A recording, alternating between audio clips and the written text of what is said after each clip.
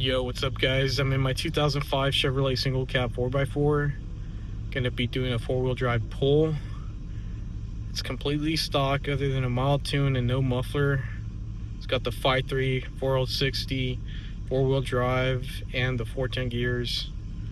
Right now I'm just gonna do a quick pull in four-wheel drive from a dead stop, and basically gonna just use this video as a reference down the road. If you guys are interested in seeing what a 2005 stock 5.3 four-wheel drive shorty does, this is a video to see. I'm also going to be doing more improvements to this thing in the future, but for now I'll just make this video and use it as a reference down the road. Hope you guys enjoy all my content. I'm trying to film more. I've got a bunch of projects. I work a lot, and I'm trying to set some time aside so I can start filming more. I love cars. I love working on cars.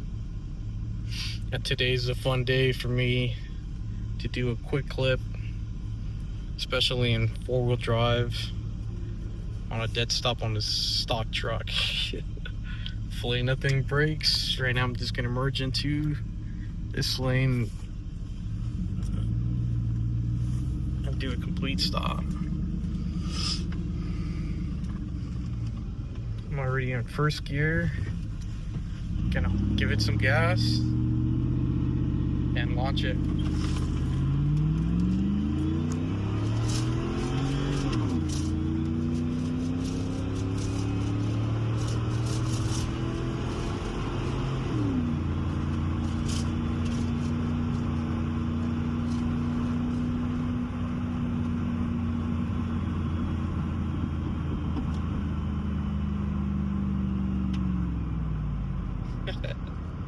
Not bad. It's kind of hard to hold a camera while giving it the gas and trying to hold the steering wheel at the same time. That was fun. Alright, I'm gonna pull over. Wasn't that bad. Thought it was gonna be much slower.